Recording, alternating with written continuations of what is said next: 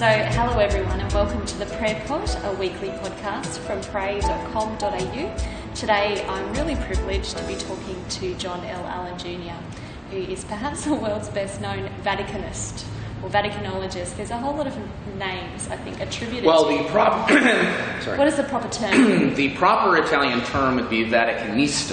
Vaticanista. That's what we actually call these guys. But I suppose in English you would render that as Vaticanologist, right?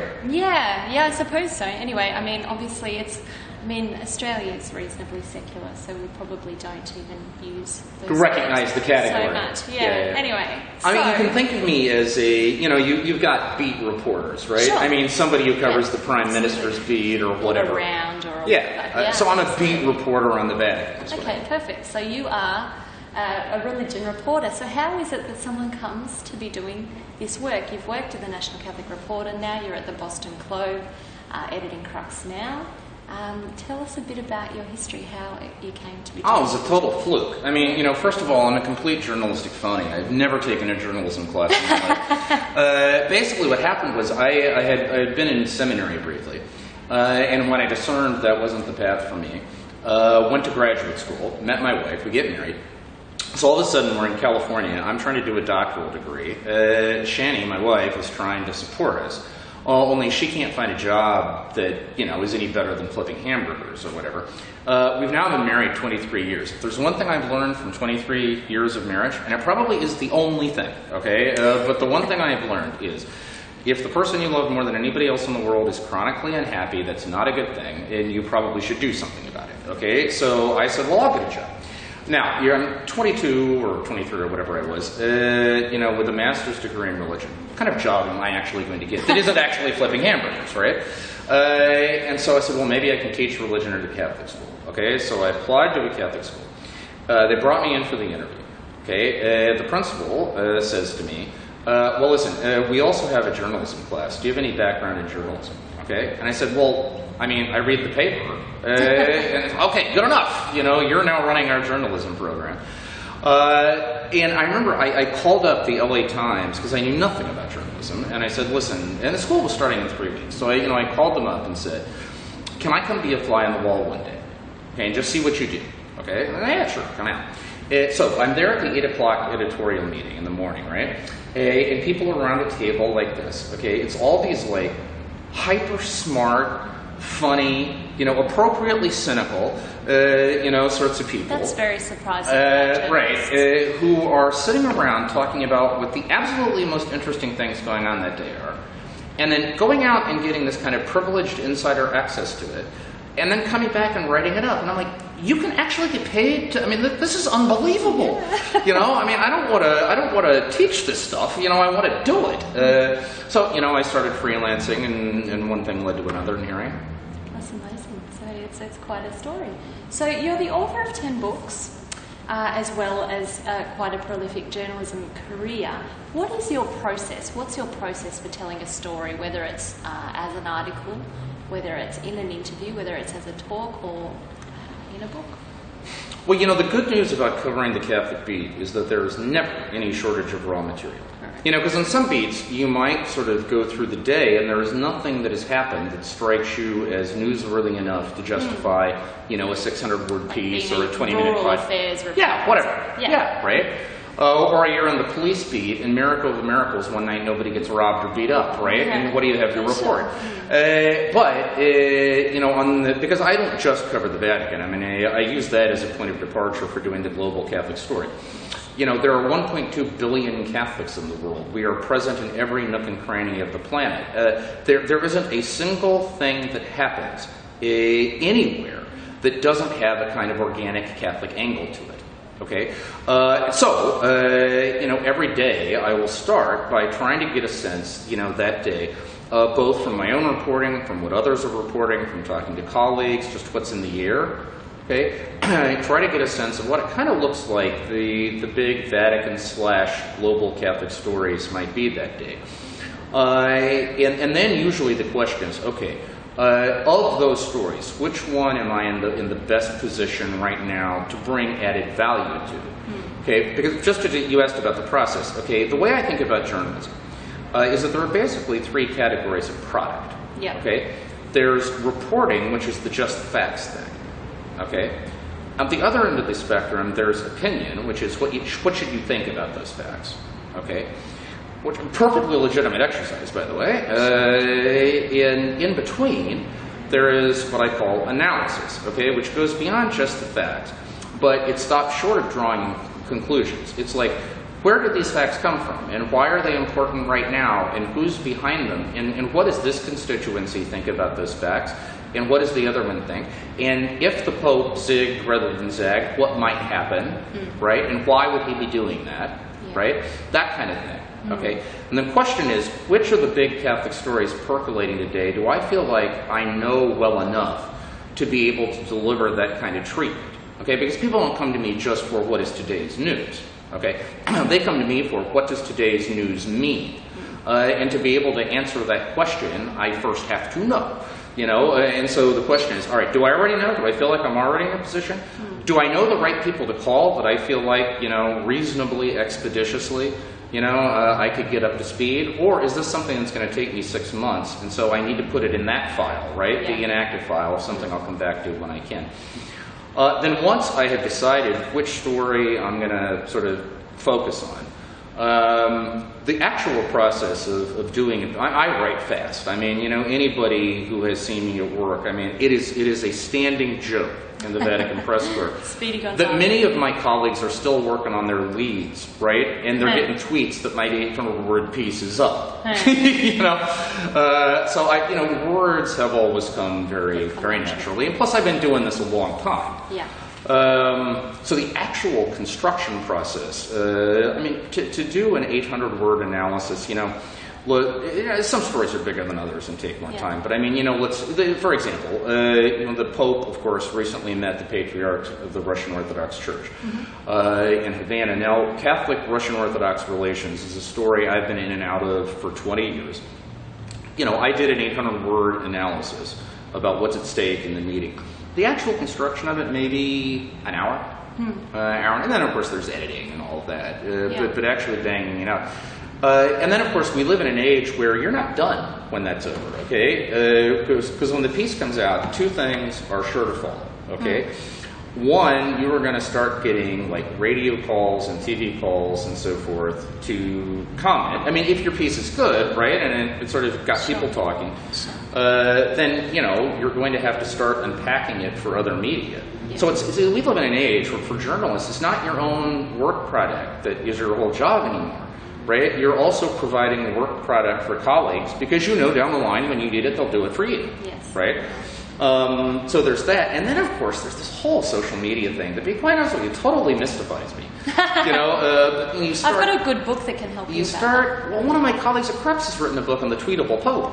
Listen, I know it's a big deal. I'm not, you know, questioning that, but it's just, you know, then all of a sudden you're dealing with tweets, and you're dealing with emails, and you're dealing with Facebook posts, and on and on and on and on. It's a lot to be processed. And you know, I get a lot of pressure from the Home Office to try to engage that stuff as much as I can, because their point is this drives traffic. I've never actually seen any hard numbers. I don't know if that's true, but that's the mantra, okay? And so as much as I can that I think is reasonable, you know, particularly if people are just asking kind of factual things that isn't like polemical, you know, then I will try to engage them. Right? So oddly enough, I mean, you would think the heart of the whole thing is the actual piece, right? Which I still like to believe that it is. But in terms of what consumes the most time, I find these days that's actually the least time-consuming thing. It's deciding which piece to do at the front end, and then dealing with reactions to the piece at the back end that actually eat up most of your time. Absolutely. That's very true, isn't it? So, in a way you've sort of answered this, but what would a normal day look like for you? And obviously each day is different. You're about to fly over for the LA RE Congress. You've just been here for a couple of days. Yeah, well, sadly, these aren't normal days. The pathetic reality of my life is they are kind of normal days. I mean, right now, right here, baby, we are having a John Allen normal day. Okay, good. Okay. So, you know, typically, you know, I would... As I say, the first thing I would do in the morning, first is check in with other Crux staff, particularly our person in Rome. I take a much more direct role in kind of some of the news decisions she's making, but also our national correspondent, see what they're working on, see what's bubbling. Okay. Then, secondly, then you check the standard, we all have our own specialized news feeds, and so, you check all of that. Go through the 1,001 emails that have undoubtedly come in, some of which, shockingly, some of which these days are actually still helpful. Because sometimes it's like a press release about something you didn't catch. Sometimes it's a guy you met, 15 years ago at a conference in Rome saying, hey, I'm in Uganda right now, and I don't know if you've been paying attention, but there's this Catholic thing going on here, whatever. So you sort through all of that, and then, as I say, you make the decision about what piece, because I don't do a piece every day, but it's close to that. So usually, you would make a decision what I'm going to write. I would find time to write it, and usually have to slot that in between like speaking gigs, or getting to the airport, or back from the airport, or going off to the ABC to talk about George Pell, or whatever it is. Well, we won't talk about George Pell today. Thank God, you're the first camera or the first microphone that has been put in front of my mouth since I got to this country that we're not talking about George Pell. That's fine. No, that's right. We'll leave the card alone for the moment. But tell me about Jorge Mario Bergoglio. When he walked out onto the balcony in 2013, were you surprised?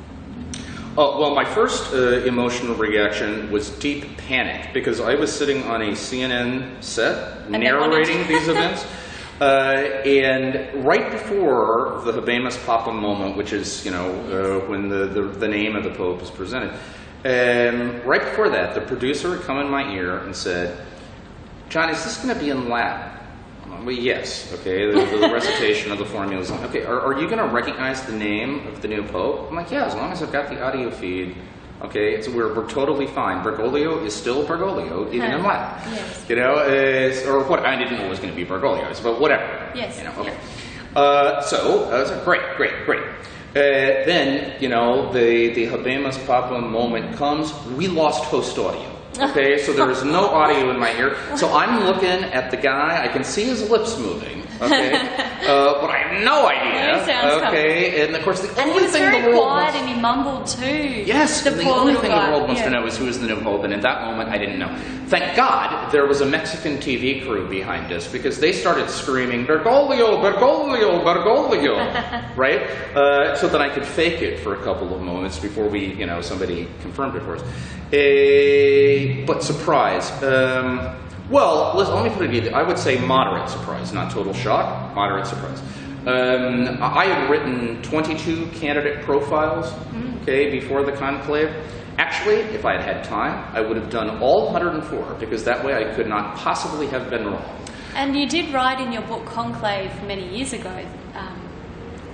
Yeah, so my point is, Bergoglio was one of the 22 guys, okay, that I had profiled in advance. And listen, he had basically been the runner-up in 2005, so obviously you have to take that seriously. Yes. One of the few handicapping guides we had in 2013 was past performance. There had been a conclave just 8 years before. We didn't have that in 2005, because the last one had been 1978. It was a totally different cast of characters. Absolutely. Right? So you had to take Bergoglio seriously. That said, I had also written that there were some things that in the abstract could count against him. One would be precisely the past performance. They might think, well, we kicked the tires on this guy the last time. Let's go look someplace else. Or they might think the last time we elected a pope in his 70s, we don't want to do that again. Or they might have thought that his profile just wasn't what they were on the market for. So he would not. In those days, everybody wanted the top 2 or 3 names. Okay, he was typically not one of the top 2 or 3 names I would give. Now, if they said, okay, now give us your B list. Yeah. Okay, I had him on my B list. Yeah. Okay, there you go. Now I'm going to ask a few questions, like more fast-paced questions. Sure. So, maybe some standout experiences in your time of covering the Vatican. Well, I've been very blessed to have a truckload of standout experiences. Probably the one that I will think about when the end comes, the first one that would pop to mind, would be the privilege of being the color commentator, so to speak, for CNN during John Paul's funeral mass.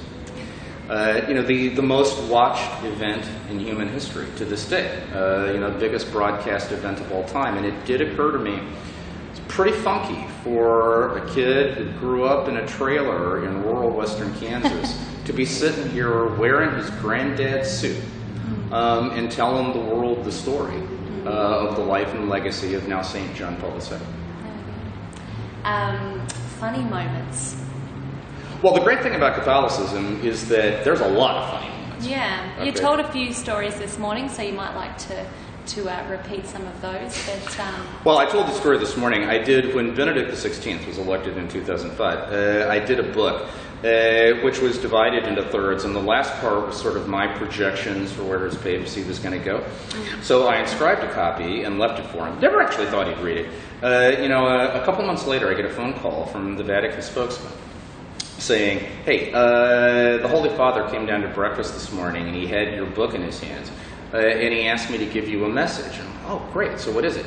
So, please thank Herr Dr. Allen for having written this book, particularly the last part about the future of my papacy, because it has saved me the trouble of thinking about it for myself. That's fabulous. It's just classic, great untold stories of the Catholic Church.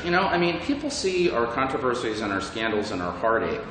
They don't often see the life and the laughter and the joy and the kind of let the good times roll ethos that is also, both of these things are part of the Catholic story, undeniably, but somehow, sometime, the former gets more traction than the latter. Yeah.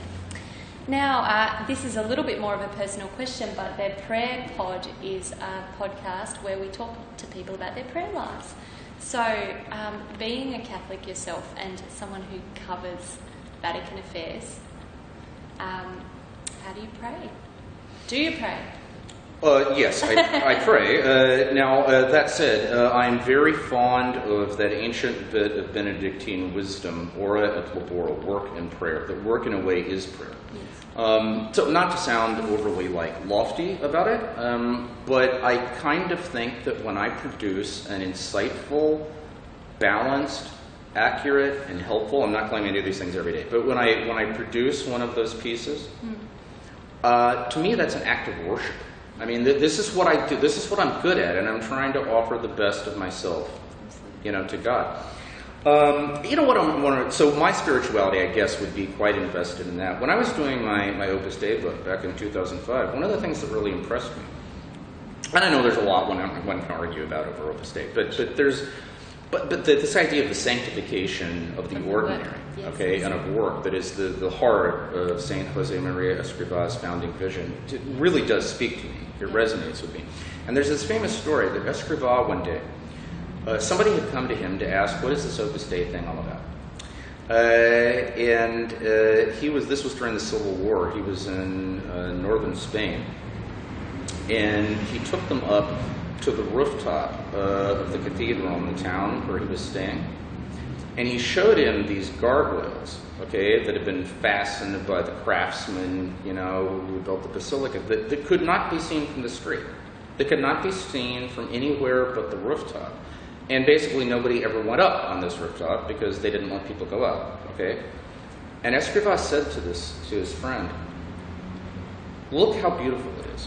Look how well done it was. The guy who made that knew that the only eyes that would possibly ever see his work were the eyes of God, and he poured his heart and soul into it. That's right, beautiful. And so that's how I think. Now, I mean, certainly there are more conventional forms of prayer. Generally not during big papal events, because during big papal events, I'm working backstage. Absolutely. I mean, to me, a papal mass is like cats, It's a lot of moving parts, and I got work to do.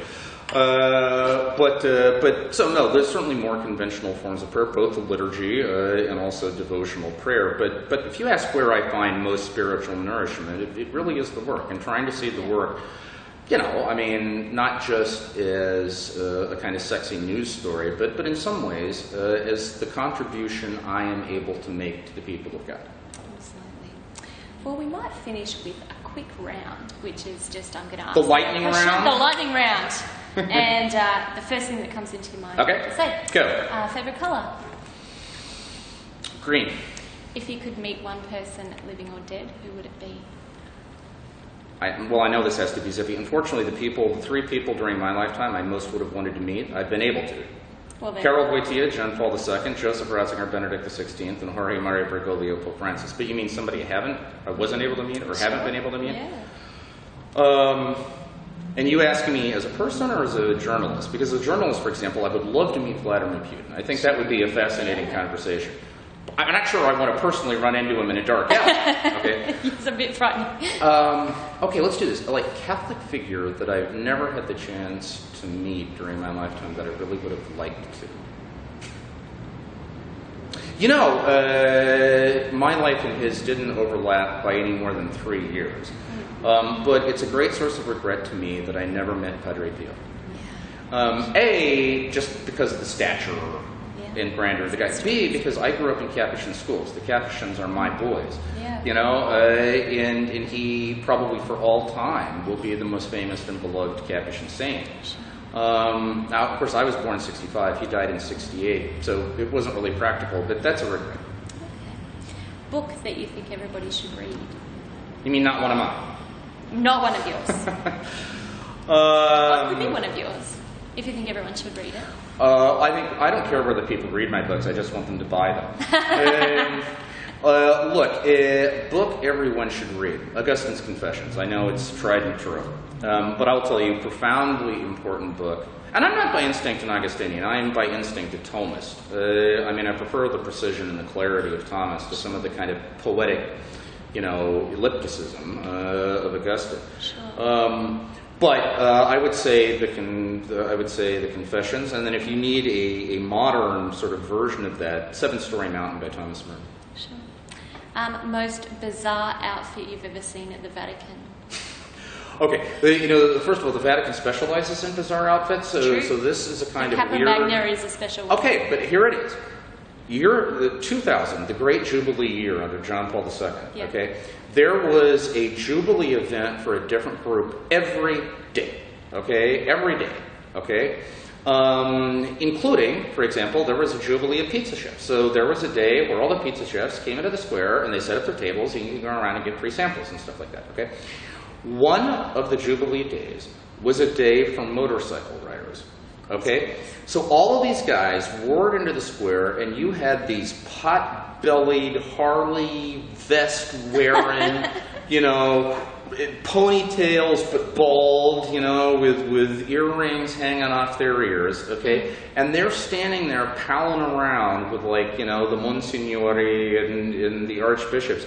If you had asked me, would I ever expect to see an honest-to-God member of the Hells Angels wearing the outfit, standing next to the Cardinal Secretary of State in the middle of St. Peter's Square, I would have said, that's something I would not have bet on.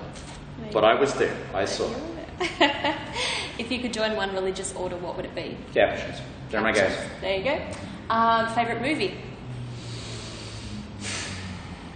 Well, for entertainment value, The Paper. I just think it is the greatest, comedic capturing of what the business of journalism is all. That's one of those movies, I could watch that 10,000 times, okay, and never get tired of it. But in terms of a more serious film that I think kind of makes a statement, Man for All Seasons. Clearly. Okay. Favorite song? Oh, well, that's easy. Born to Run by Springsteen. I'm a Springsteen guy. You're a Springsteen guy. And plus, I grew up in a small town, right? Yeah. Yeah, so that song speaks to anybody who's had that experience. Sounds good. If you could go to any place in the world, where would it be? Well, again, I know this sounds spoiled, but I've had the great opportunity to go pretty much every place. But I will tell you this, the 2 papal trips I hope I'm alive and functional long enough to cover will be the first papal trip to Saudi Arabia and the first papal trip to China. Those will be epical, history-making, magic moments. And I just hope, the wheels of history grind fast enough that I can be there. Sounds good. One more question. What's your favorite Catholic joke? My favorite Catholic joke? Do you have there are so many. great Catholic jokes. I guess I'm inclined to go with the classic, which I'm sure you've all heard 1,000 times, but just try to remember what it's like the first time you hear it, because the first time you hear it, it's really, really funny. Okay? You know the one about the Pope and his driver, right? Yes, okay. Go for it. Do it. All right, so the joke goes that the Pope is flying into someplace. He's on one of these trips, right? So let's say it's New York, all right? And he gets to New York, and there's the limo, outside waiting for him. The Pope gets in, but then he says to the driver, you know what, it's been, since I've become Pope, I never get to drive myself around anymore. Would you mind if I got behind the wheel and just drove for a little bit? And the guy's like, I'm really not sure I'm supposed to, but, it's the Pope, so sure. So they switch. The guy gets into the back seat, the Pope gets into the front seat, and of course he hasn't driven a car in 20 years. So he starts swerving all over the road, and he's blowing through stop signs, and it's total chaos. Before long, the red lights, are in the rear view mirror, and so the Pope gets pulled over, and the cop walks up to the car, and he looks in the front seat, looks in the back seat, looks in the front seat, looks in the back seat, goes back to his police car, and radios his commander and says, I'm in a crisis here, and I don't know what to do. They go, what do you mean you're in a crisis? Like, I just pulled over the most important man in the world for a traffic stop, and I don't know what to do. Like, what do you mean the most important man in the world? Who is it? And the cop says, well, I don't know, but he's got the Pope for a drive. That's fantastic. That's a great way to end. Thank you so much, John L. Allen Jr., for speaking to us. You are welcome.